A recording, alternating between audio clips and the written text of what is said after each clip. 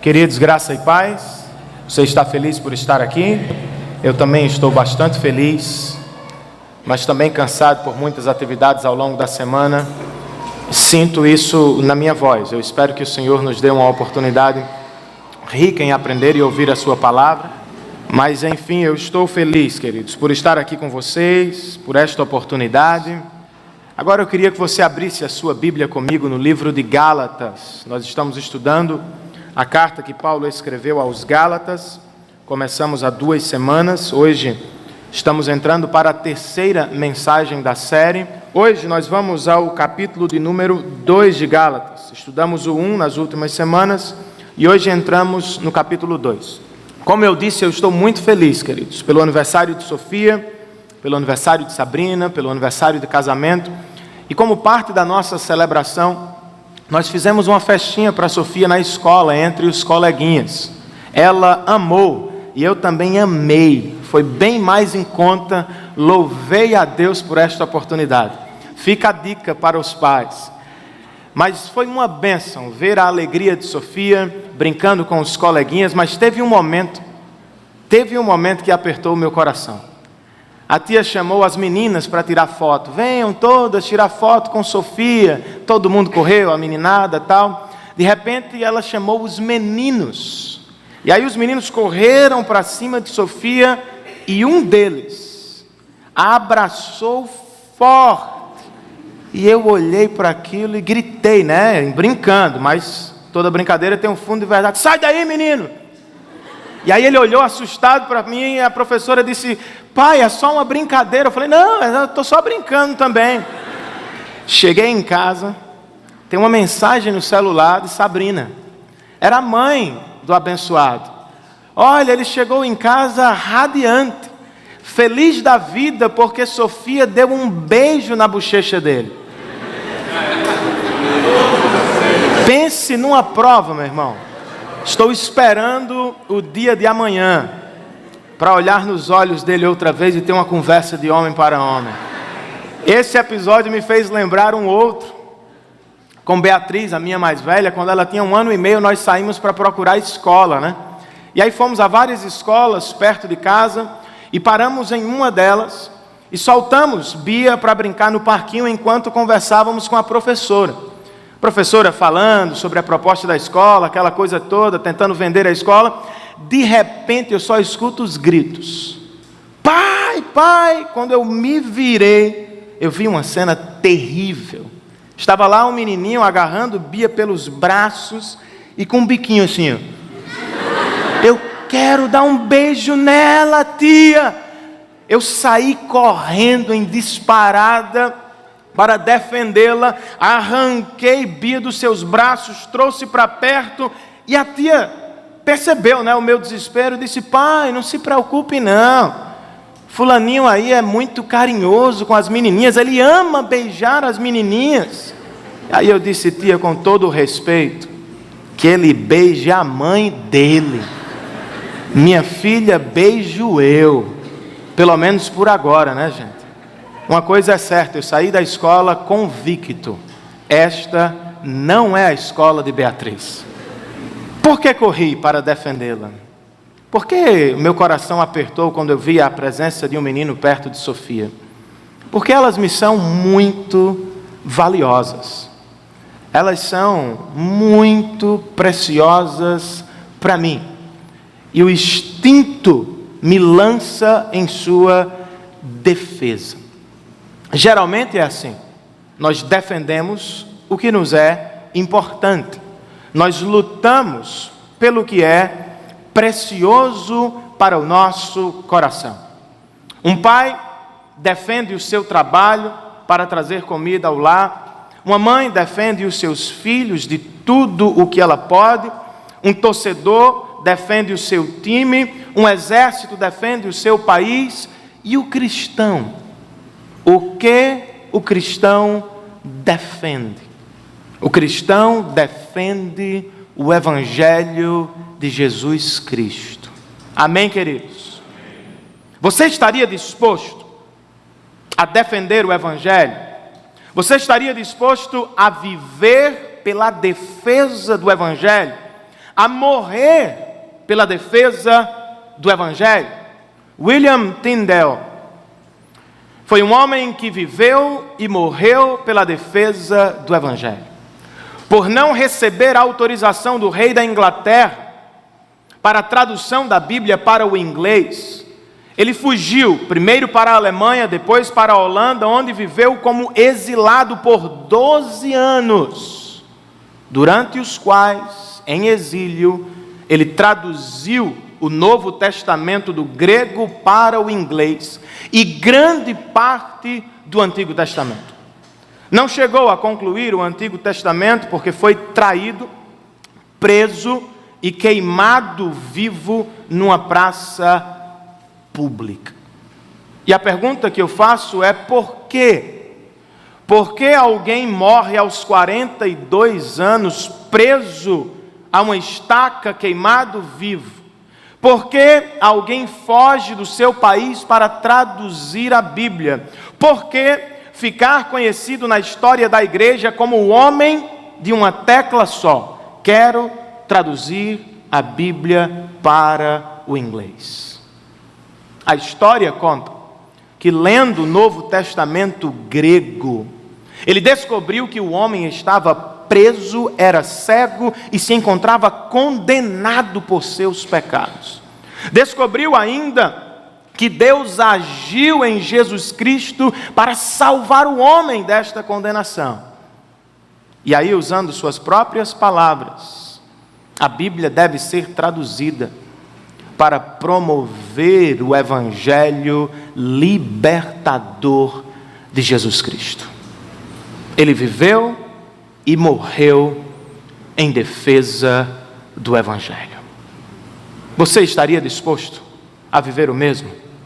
O evangelho de Jesus Cristo não nos foi dado, queridos, apenas para ser recebido, conhecido, desfrutado. Segundo o texto que vamos estudar agora, o evangelho nos foi dado para ser defendido também. E é por isso que eu vou ler esse texto com vocês, e eu espero muito que o Senhor faça um grande trabalho nos nossos corações nesta noite. Gálatas, capítulo de número 2, nós vamos ler do verso 1 ao verso 10. 14 anos depois, subi novamente a Jerusalém, dessa vez com Barnabé, levando também Tito comigo. Fui para lá por causa de uma revelação, e expus diante deles o evangelho que prego entre os gentios, fazendo-o, porém, em particular aos que pareciam mais influentes, para não correr ou ter corrido inutilmente. Mas nem mesmo Tito, que estava comigo, foi obrigado a circuncidar-se, apesar de ser grego. Essa questão foi levantada porque alguns falsos irmãos infiltraram-se em nosso meio para espionar a liberdade que temos em Cristo Jesus e nos reduzir à escravidão. Não nos submetemos a eles nem por um instante. Para quê? Para que a verdade do Evangelho permanecesse com vocês. Quanto aos que pareciam influentes, o que eram então não faz diferença para mim. Deus não julga pela aparência. Tais homens influentes não me acrescentaram nada. Ao contrário, reconheceram que a mim havia sido confiada a pregação do Evangelho aos incircuncisos, assim como a Pedro aos circuncisos. Pois Deus, que operou por meio de Pedro como apóstolo aos circuncisos, também operou por meu intermédio para com os gentios. Reconhecendo a graça que me fora concedida, Tiago, Pedro e João, tidos como colunas, estenderam a mão direita a mim e a Barnabé em sinal de comunhão. Eles concordaram em que devíamos nos dirigir aos gentios e eles aos circuncisos. Somente pediram que nos lembrássemos dos pobres, o que me esforcei por fazer. Senhor, nós estamos diante da Tua presença na noite deste domingo. Te louvamos por esta oportunidade. Não há outro lugar melhor para se estar no domingo à noite. Não há programação melhor para nós, Senhor, do que a reunião dos santos para a adoração do Teu santo nome. Obrigado porque o Senhor nos trouxe aqui como um bom propósito de glorificar o Teu nome e de nos dar alegria na Tua presença. Por favor, Senhor, trata conosco a partir deste texto. Eu sei que várias pessoas, assim como eu, precisam ouvir esta mensagem. Eu te peço por graça e misericórdia, que eu seja instrumento nas Tuas mãos, para abençoar o coração do Teu povo. E que ao final deste culto não sejamos mais os mesmos, mas pelo poder da Tua palavra e pela presença do Teu Santo Espírito, sejamos transformados para a glória e louvor do Teu nome. É assim que nós oramos em nome e por amor de Jesus Cristo. Amém. O capítulo 1 de Gálatas é dividido em 3 partes maiores. Uma primeira parte trata de uma breve saudação, a segunda de uma séria maldição e a terceira de uma linda conversão. Nos primeiros 5 versos do capítulo 1 de Gálatas, Paulo defende o seu apostolado e o seu evangelho. Ele diz que o seu apostolado vem de Deus. Ao mesmo tempo, defende o seu evangelho e o explica rapidamente, ou o apresenta rapidamente na introdução de sua carta. Quando ele diz que o evangelho é Cristo, que a si mesmo se entregou por nossos pecados, a fim de nos resgatar desta presente era perversa, segundo a vontade do Pai, a quem seja glória para todo sempre. Depois da saudação, ele entra na maldição. Ele chama os Gálatas de volta ao verdadeiro evangelho e ele solta uma maldição sobre os falsos profetas. Ele deseja, ele quer, ele pede ao Senhor que os falsos profetas sejam banidos do meio da igreja. Ao término deste momento muito sério, delicado de sua carta, ele entra na seção mais biográfica. O último parágrafo do capítulo 1, Paulo fala do antes e depois de Cristo. Antes de Cristo, Paulo era um perseguidor da igreja e um fariseu fanático. Ao ser encontrado por Cristo na estrada de Damasco, Paulo foi transformado em um pregador do evangelho e em um amigo da igreja. Ainda no seu primeiro parágrafo biográfico, último parágrafo do capítulo 2, Paulo fala que ao receber o evangelho, ele não subiu imediatamente a Jerusalém. Ele esperou 3 anos. Por quê? Para provar a todos que o seu evangelho era independente, que ele não o recebera da mão de terceiros, como diziam os falsos profetas. Antes, ele recebera o seu evangelho de Deus, assim como os demais apóstolos. Quando entramos no capítulo 2, ainda estamos na seção biográfica. Mas há uma diferença que precisamos notar. No capítulo 1, Paulo não sobe a Jerusalém para defender a independência do seu evangelho. No capítulo 2, ele sobe a Jerusalém para defender o evangelho de Jesus Cristo. Ele vai com o propósito de defender o evangelho, de preservar a glória de Cristo e de abençoar a igreja de Deus. O parágrafo em questão, queridos, em foco, é um grande convite à defesa do evangelho.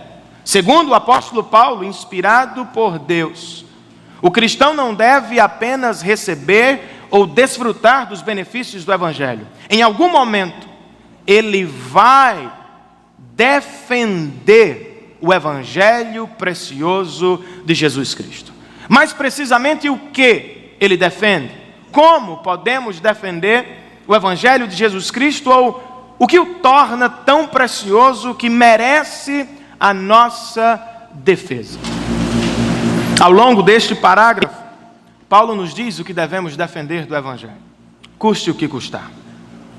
Em primeiro lugar, queridos, todo cristão todo cristão, seja ele pastor, diácono, presbítero, evangelista, todo cristão deve defender a liberdade do Evangelho, ou a liberdade que o Evangelho nos oferece. Paulo abre o capítulo 2 dizendo que 14 anos depois de sua conversão, ele subiu outra vez a Jerusalém. E nós perguntamos: por que, Paulo, você subiu outra vez a Jerusalém? E o texto nos diz, Paulo nos diz que subiu a Jerusalém por causa de uma revelação. Que revelação foi esta que levou Paulo a subir outra vez a Jerusalém? Provavelmente, queridos, esta revelação foi a revelação de Ágabo. Atos capítulo 11, a igreja está reunida quando Ágabo traz uma palavra sobre uma fome que está para chegar no império. Esta fome chega e ela machuca especialmente as igrejas da Judéia. Eram igrejas mais pobres. Paulo recolhe uma oferta entre as igrejas estrangeiras, que nós chamamos de gentílicas, e sobe a Jerusalém com este primeiro propósito: levar uma oferta para cuidar dos necessitados. Mas há um segundo e tão importante propósito, pois ele nos diz que subiu por causa de uma revelação, e enquanto esteve lá, expôs diante dos apóstolos o evangelho que pregava entre os gentios. E aí você sente certo receio nele quando ele diz que fez isso em particular aos que pareciam influentes, para não correr ou ter corrido inutilmente. Será que Paulo está em dúvida sobre o que pregara? Será que ele está pensando seriamente em trocar sua mensagem? Será que ele quer seguir os falsos profetas com as novas ideias? Não, não é este o problema de Paulo. Paulo recebera o evangelho do próprio Cristo ressurreto. Não havia dúvida no seu coração quanto à mensagem do evangelho. Mas ele se achava preocupado com a igreja da Galácia pela invasão dos falsos profetas. Aqui no nosso texto, ele os chama de falsos irmãos, que se infiltraram em nosso meio com dois propósitos específicos, verso de número 4, espionar a liberdade que temos em Cristo e nos reduzir à escravidão. Falsos profetas invadiram a igreja da Galácia e estavam agora atacando a liberdade do evangelho e tentando trazer os cristãos para a escravidão das obras e da lei. Paulo disse que diante disso, ele se levantou para defender o evangelho, para que a verdade do evangelho permanecesse com os Gálatas. Que verdade do evangelho é esta? É a verdade que produz liberdade. É a verdade que diz que judeu e grego são aceitos por Deus da mesma forma. Graça de Deus e fé em Jesus Cristo. Os falsos profetas, que chamamos de judaizantes, andavam no encalço de Paulo e diziam outra mensagem: não, Jesus salva, mas Jesus sozinho não salva. Para ter os favores de Deus, para alcançar as bênçãos de Deus, vocês precisam da circuncisão. Este era o slogan dos judaizantes, segundo Atos capítulo de número 15. Jesus não é suficiente, vocês precisam dar uma ajudinha, praticar alguma coisa, obedecer alguma regra, seguir algum ensinamento sem titubear. Paulo sobe a Jerusalém para defender sua igreja e o seu evangelho. Como é que ele faz isso, gente? Expondo o evangelho e ilustrando o mesmo com dois personagens importantes. Ele leva Barnabé, um judeu, e Tito, um grego. Barnabé, por ser de origem judaica, era circuncidado. Tito não era circuncidado, mas ambos eram cristãos. Barnabé circuncidado por origem cultural. Tito não fora circuncidado, mas era um genuíno cristão. Paulo leva Tito, coloca no meio do colégio apostólico e pergunta: o que é que vocês vão fazer com ele? Vocês vão obrigá-lo à circuncisão, como os falsos profetas estão fazendo na Galácia? Ou vocês vão defender a verdade do Evangelho? Judeu e estrangeiro são aceitos diante de Deus somente pela graça e somente pela fé em Jesus Cristo. O resultado desta consulta, diz Paulo no verso 3, nem mesmo Tito, que estava comigo, foi obrigado a circuncidar-se, apesar de ser grego. E louvado seja o Senhor por essa decisão. O que significa dizer nos nossos dias? Defenda a liberdade do Evangelho. Antes de mais nada, nós precisamos notar que o Evangelho é a doutrina central das Escrituras. Não sei se você já pensou sobre isso, mas o Evangelho, ele aparece desde Gênesis 1 a Apocalipse, capítulo de número 22. É o fio que perpassa todos os capítulos de todos os livros da Bíblia. Se ele é tão central assim, nós precisamos conhecê-lo bem, a fim de desfrutar de seus benefícios e defendê-lo quando necessário. É perigoso colocá-lo em segundo plano. É perigoso tratar o Evangelho como acessório. É perigoso tratar o Evangelho pela porta de entrada da igreja. E é assim que a maioria das pessoas tratam o Evangelho. Quer um exemplo? Há alguns anos atrás, um colega pastor me mandou um e-mail me falando sobre um amigo seu americano que estaria aqui no Brasil, e ele gostaria muito que seu amigo viesse pregar na nossa igreja. E aí eu acho que para vender o amigo, ele teceu inúmeros comentários sobre o amigo. E eu já fiquei com a orelha coçando, porque foram tantos comentários. Ele é isso, ele é aquilo, ele faz, ele acontece, quando ele prega, sabe aquelas coisas? E Deus nada de aparecer no discurso. Eu me reuni com o conselho, graças a Deus nós não dirigimos a igreja sozinhos. E eu disse: irmãos, eis a situação, o que devemos fazer? Não, ele não vai pregar, nós vamos conhecê-lo, tomar um café com ele. Quem sabe, depois de conhecer o irmão, ouvir sua doutrina, ele pregue entre nós. Mandei um e-mail para o colega e disse: meu amado, nós não vamos recebê-lo de imediato, mas nós gostaríamos de sentar com ele para tomar um café. E aí ele me respondeu e me disse o seguinte: mas Renan, ele não vai pregar doutrinas, ele só vai pregar o Evangelho. E eu respondi para ele dizendo: meu querido, o Evangelho é a doutrina central das Escrituras. Não é só o Evangelho. Se ele errar na pregação do Evangelho, ele vai comprometer muita coisa que nós estamos aprendendo com as Escrituras. Se ele errar na ênfase, por exemplo, de quem salva, ele vai dar poder que não é devido ao homem e tirar poder de Deus.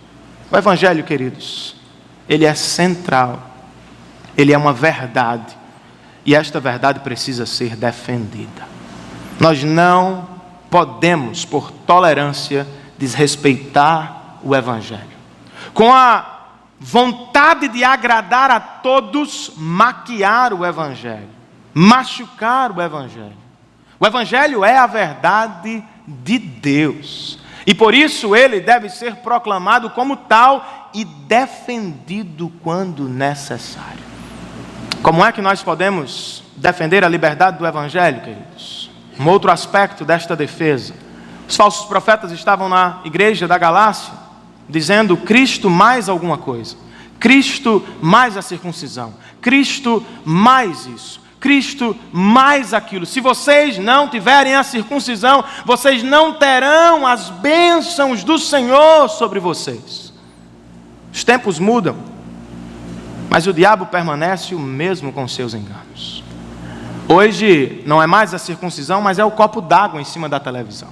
Beba o copo d'água e você terá o favor de Deus sobre a sua vida.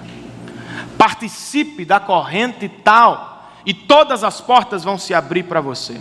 Faça a campanha de não sei quantos dias de jejum e você vai receber todas as bênçãos que você quiser.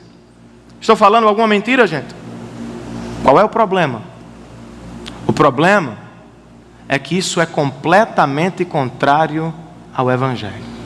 O falso Evangelho diz: bebam o copo d'água para que vocês tenham o favor de Deus. Participem da campanha tal para vocês receberem a bênção de Deus. O Evangelho que Paulo prega, o Evangelho da Bíblia, ele diz: vocês não precisam conquistar Deus. Deus não pode ser conquistado por sua performance, por seu desempenho. Ele não pode ser conquistado pelo número de horas que você ora, ou pela marca do seu joelho, ou pela escada que você subiu. Não há nada que façamos que pode conquistar o favor de Deus. Ao mesmo tempo, o Evangelho diz: Deus conquistou vocês pela performance de Cristo Jesus. Você não precisa viver no desempenho, tentando agradar, buscar a Deus para ter alguma coisa. Aquele que foi alcançado por Cristo desfruta da liberdade. Ele já tem livre acesso a Deus. Você não precisa jejuar para receber sua bênção. Segundo as Escrituras, você faz jejum para estar com aquele que é a maior de todas as bênçãos. Você não precisa orar 50.000 horas para ter o que você quer no plano material. Você pode gastar a sua energia orando para se deleitar nele. E qual é a liberdade? A liberdade é que eu não preciso, gente, preencher condições para ter o favor de Deus. Se você é circuncidado, muito bom para você. Se você não é, não tem problema. Você foi aceito, porque Cristo morreu por você na cruz do Calvário. Se você vai acertar a obediência da lei amanhã, ou se você vai errar daqui a 2 semanas, o que importa é que Ele obedeceu fielmente e morreu como sacrifício perfeito no nosso lugar. Posso ouvir um glória a Deus por isso? O que os falsos profetas estavam fazendo era voltem à escravidão. Para ter a bênção de Deus, vocês precisam disso, daquilo e daquilo outro. Paulo diz: não. O Evangelho não é escravidão. O Evangelho é liberdade. Todas as bênçãos do Senhor já repousam sobre os santos de Deus. Em vez de gastar toda a nossa energia em busca do favor de Deus, que gastemos toda a nossa energia desfrutando dele, que já é a maior de todas as dádivas. Amém, queridos? Em segundo lugar, todo cristão deve defender a missão do Evangelho. Depois de tratar da liberdade e de lutar pela verdade do Evangelho, o apóstolo fala de sua missão e do seu Evangelho. Em primeiro lugar, tratando de missão, ele diz que os apóstolos em Jerusalém nada lhe acrescentaram. Parece até um pouco de desprezo, porque ele diz no verso 6, quanto aos que pareciam influentes, o que eram então não faz diferença para mim, pois Deus não julga pela aparência. Tais homens influentes não me acrescentaram nada. E antes que você pense que Paulo está desdenhando dos apóstolos de Jerusalém, lembre-se que os falsos profetas são de Jerusalém. E uma das falas deles era: olha, Os apóstolos andaram com Jesus, Paulo não. Os apóstolos receberam o evangelho do próprio Jesus, Paulo não. Paulo aqui diz, olha, se eles andaram ou não com Cristo, pouco me importa. O que me importa é que quando eu estive com eles, eles não acrescentaram nada ao evangelho que eu recebi de Jesus. Certamente ele foi abençoado, certamente ele desfrutou da amizade cristã, mas no que diz respeito ao evangelho, Paulo diz, eles não mudaram nada, eles não diminuíram, eles não acrescentaram, eles não retocaram, eles não mudaram o evangelho que eu recebi de Jesus. Se não mudaram, o que foi que eles fizeram? Paulo diz no verso 7, ao contrário, reconheceram que a mim havia sido confiada a pregação do evangelho aos incircuncisos, gentios, estrangeiros, assim como a Pedro aos circuncisos, judeus.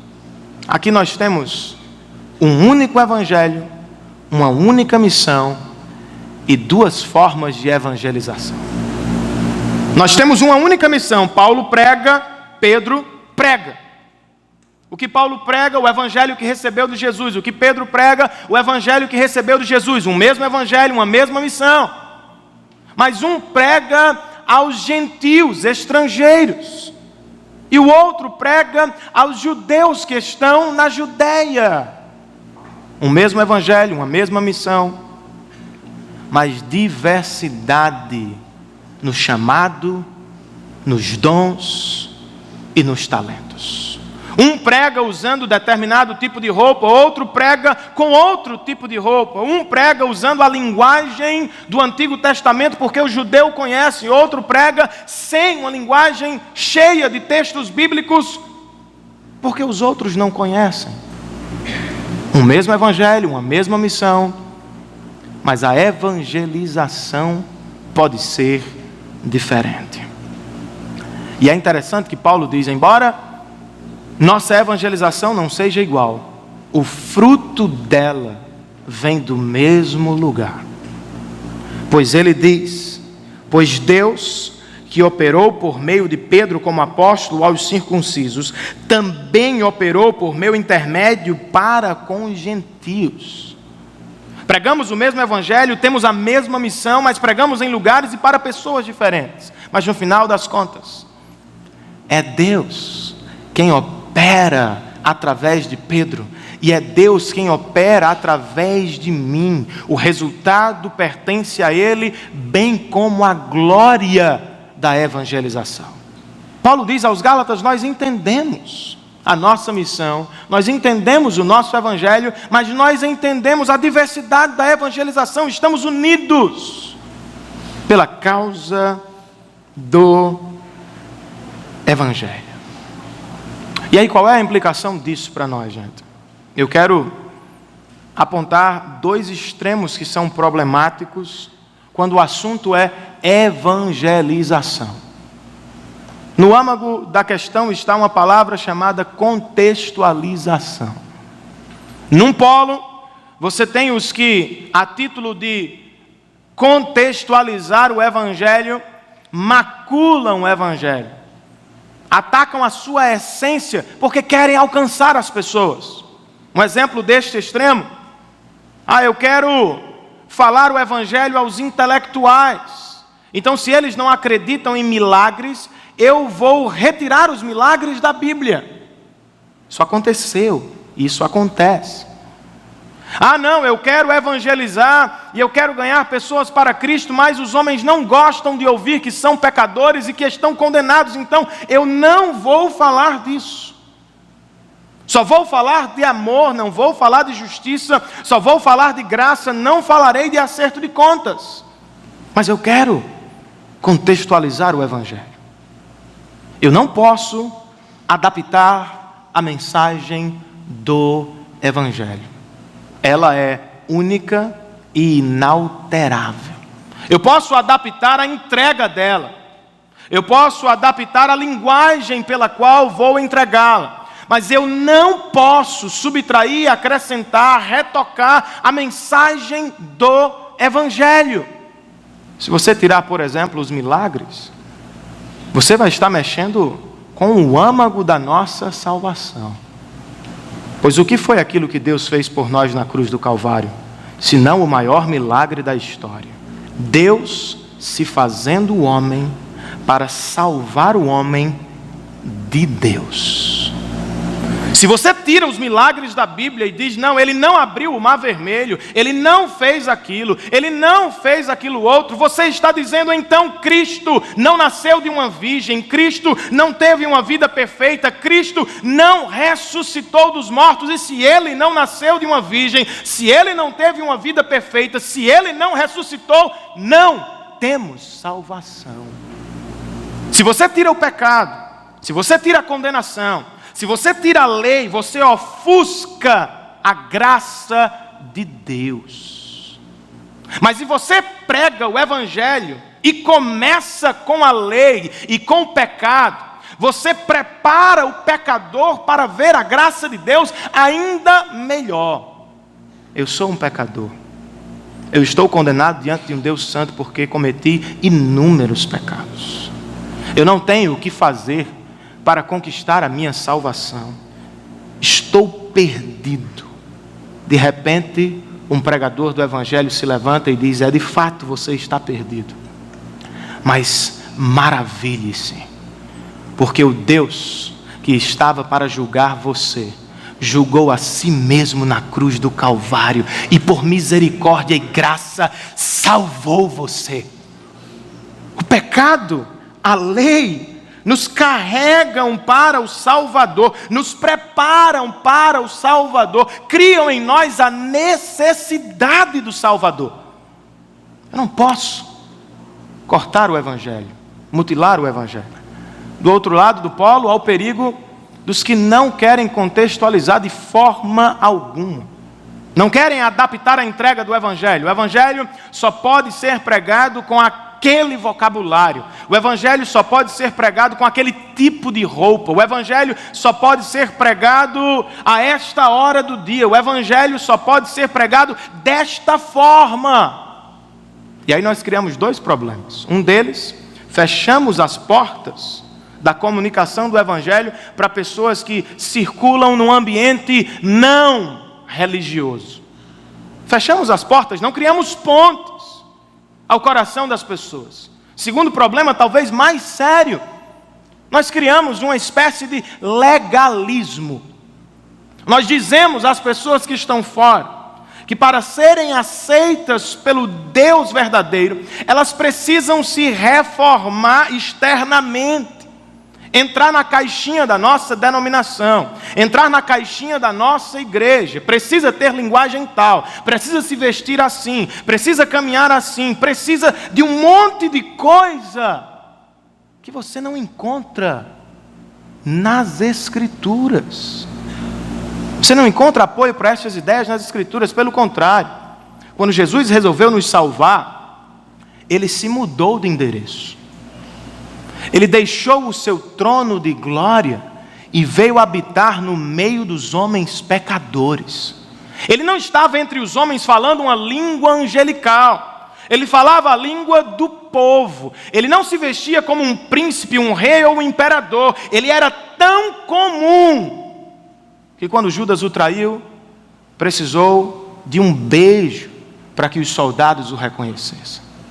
Ele entrou na vida do homem para falar ao coração do homem. O apóstolo Paulo diz que se fez tantas vezes de maneira diferente para entregar o Evangelho, com o propósito de ganhar alguns para Cristo. Você também não encontra apoio para esta ideia de que há exigências externas? Não, meu querido. Você não precisa se vestir como eu. Você não precisa ter o meu vocabulário. Você não precisa ter o meu estilo de cabelo. Você não precisa ter a mesma linguagem que eu. Você não precisa disso. Na evangelização, nós apontamos e pregamos apenas uma mensagem.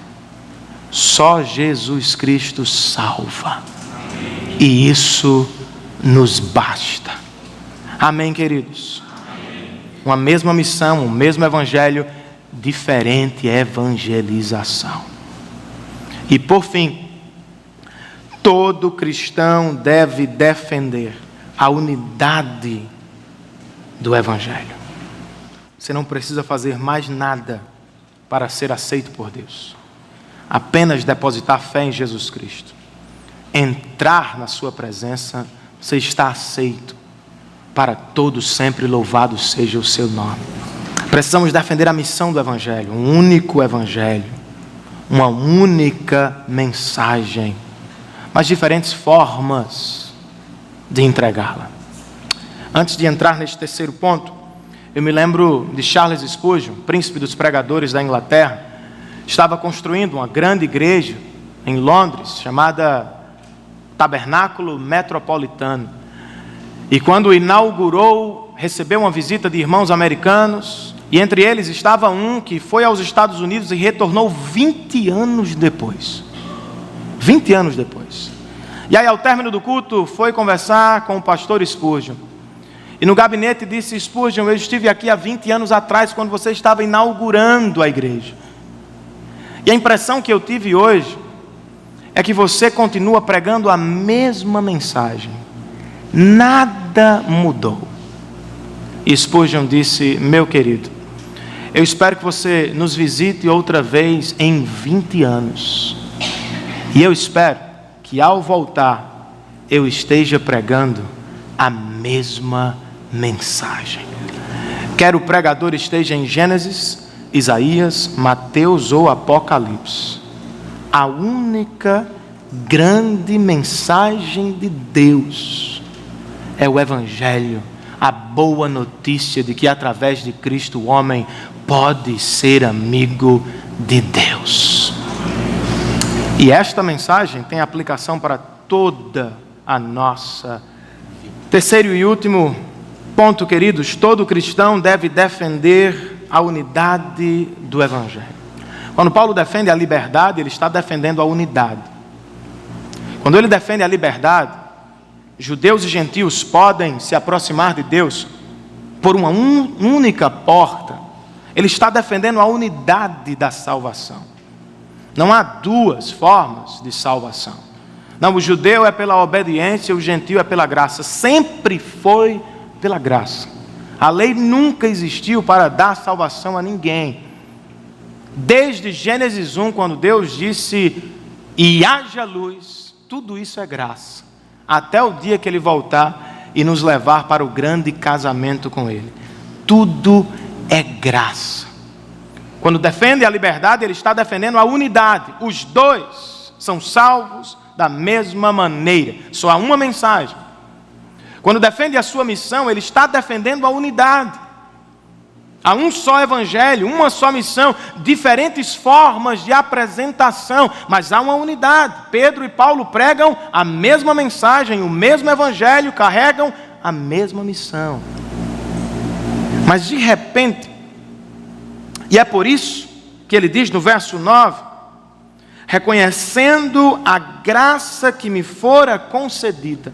Tiago, Pedro e João, tidos como colunas, os influentes, os apóstolos de Jerusalém, eles estenderam a mão direita a mim e a Barnabé em sinal de comunhão, e concordaram em que devíamos nos dirigir aos gentios, ou seja, os estrangeiros, e eles aos circuncisos, ou seja, os judeus.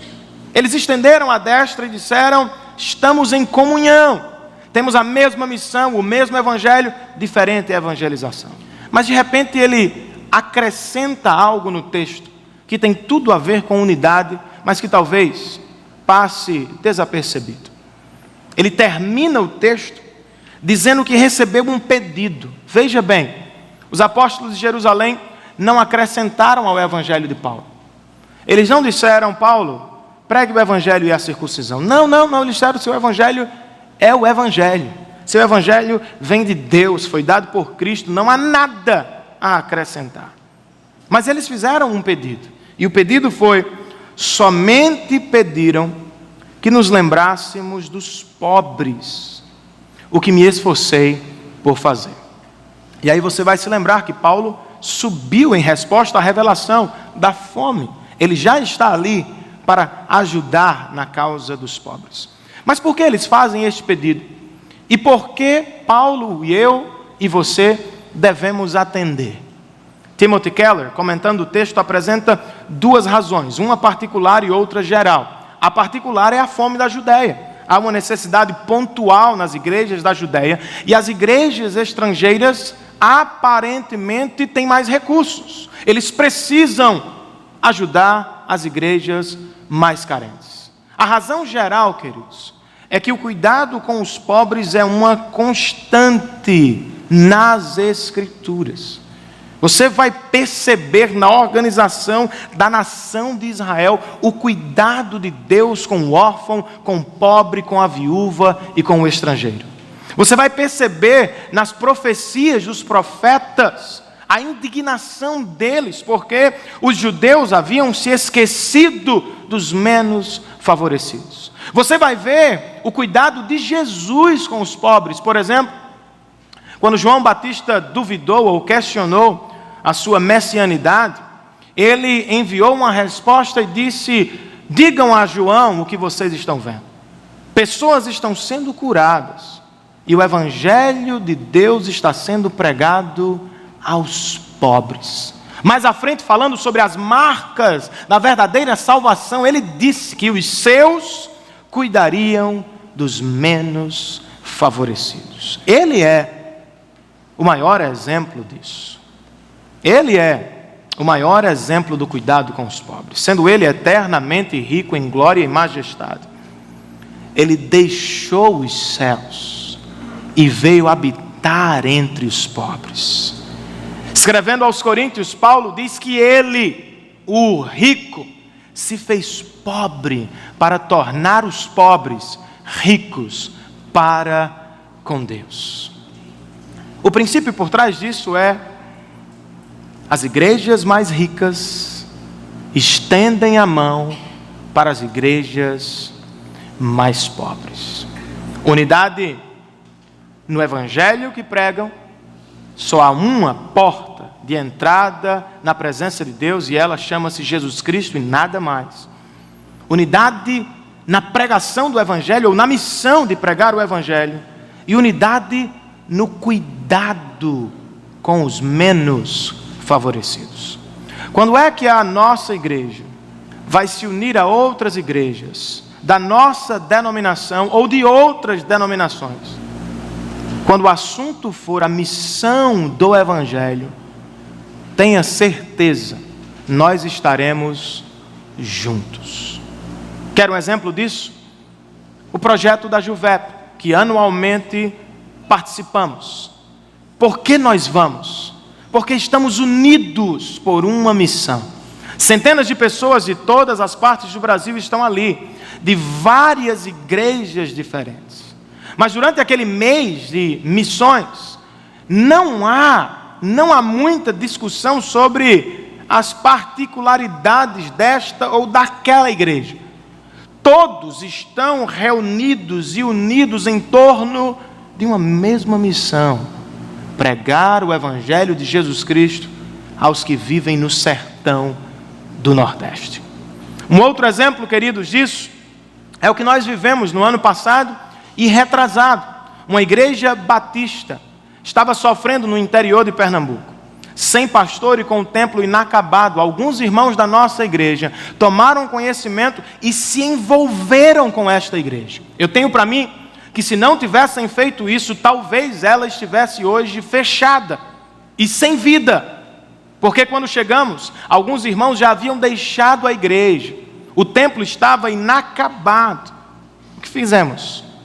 Não perguntamos: ela é presbiteriana ou ela é batista? Não. Nós enviamos um obreiro que está lá até hoje pregando o evangelho. E nós ajudamos com o que foi possível para restaurar o templo de adoração. E sabe o que aconteceu? Participamos da inauguração do templo. Hoje o templo é lindo.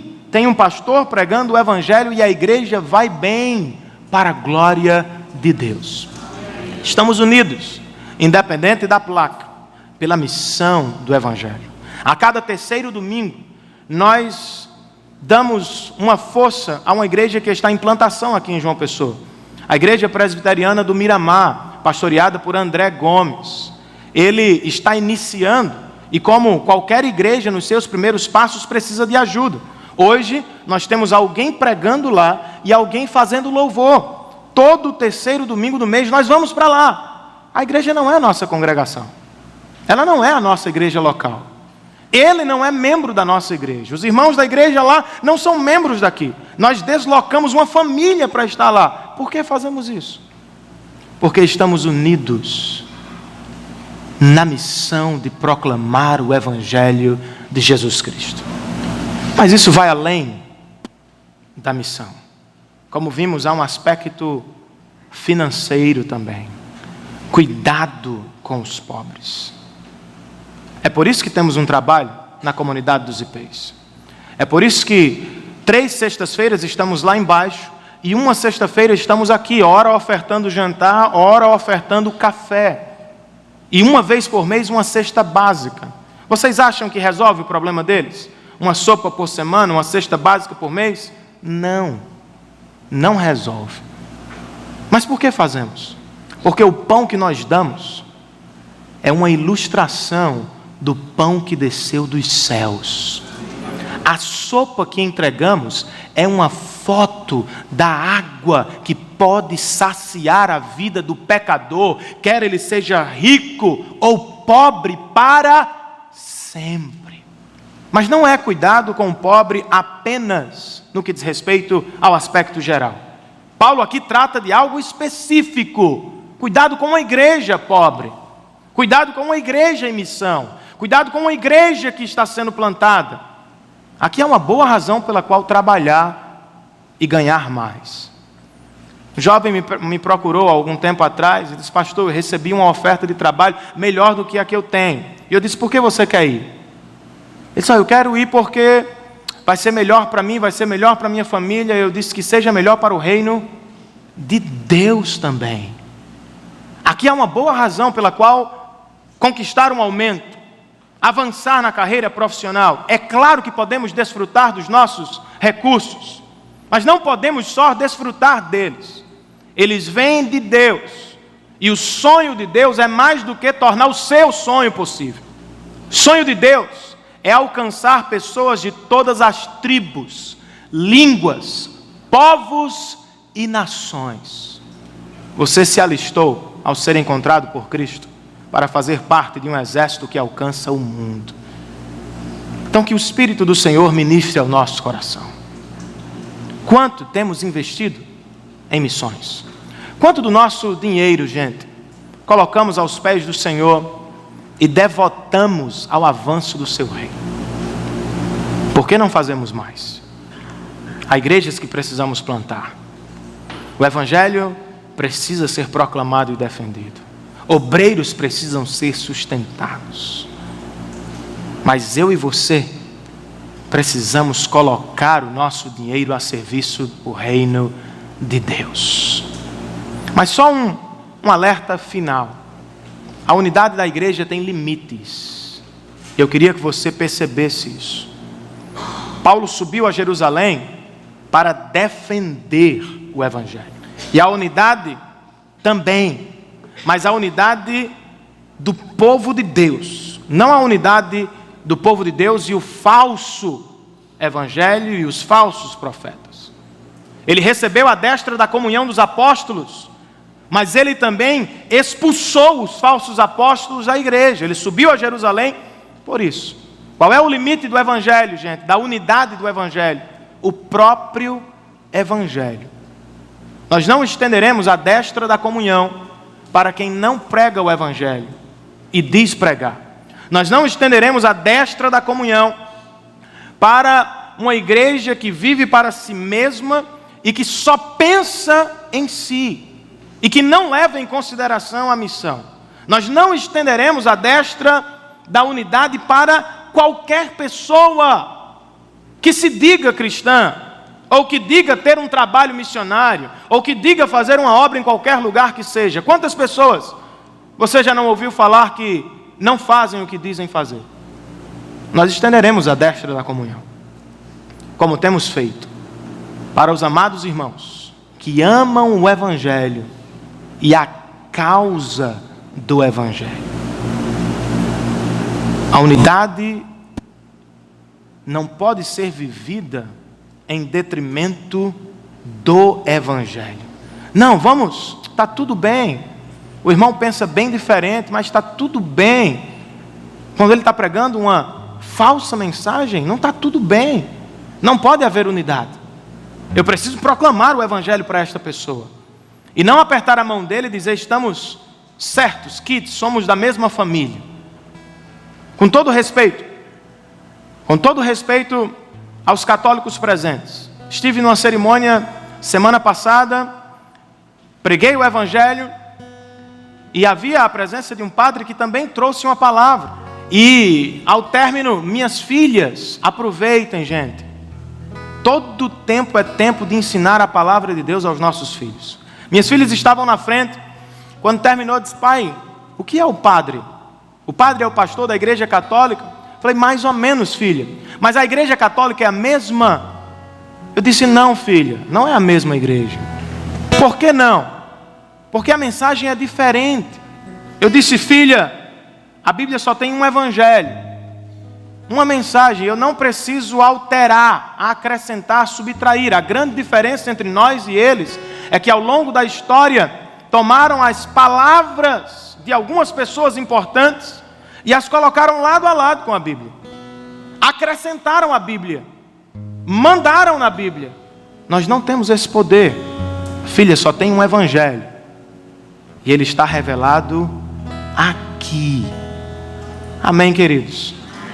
Com todo respeito, mas o evangelho está aqui, não está na revelação de última hora que o profeta tal teve, não está na bula papal, por mais respeito que eu tenha por ele, está aqui. Por que corri para defender Beatriz? Porque ela me é preciosa, e porque amanhã vou sentar com aquele abençoado nos olhos dele, e aí vai encarar. Porque ela, Sofia, também me é muito preciosa. Por que devemos defender o Evangelho, gente? Porque ele nos é muito precioso. Você estaria disposto a defender o Evangelho? A lutar pelo Evangelho? A viver, morrer pelo Evangelho? William Tyndale estava, como eu disse no início, 12 anos de exílio, Bíblia traduzida e contrabandeada para a glória de Deus, chegou a todas as casas da Inglaterra e a chama da reforma queimou naquele lugar. Mas ele morreu aos 42 anos. Por não queimar os seus livros, ele foi queimado. Mas antes, ele proferiu suas últimas palavras. E elas foram uma oração. Senhor Deus, abre os olhos do rei da Inglaterra. Em outras palavras, dirige os seus olhos para a Bíblia, a fim de que ele veja o teu Evangelho.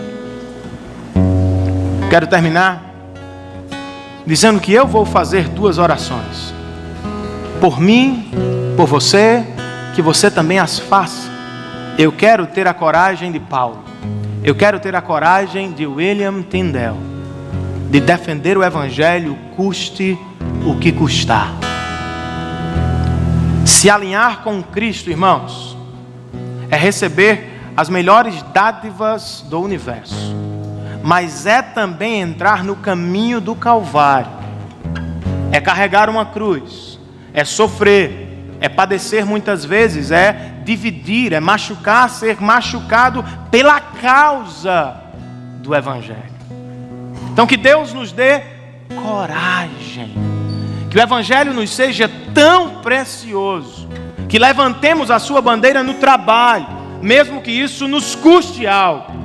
Que o Evangelho nos seja tão precioso, que levantemos a sua bandeira no meio da nossa casa, mesmo que isso seja difícil.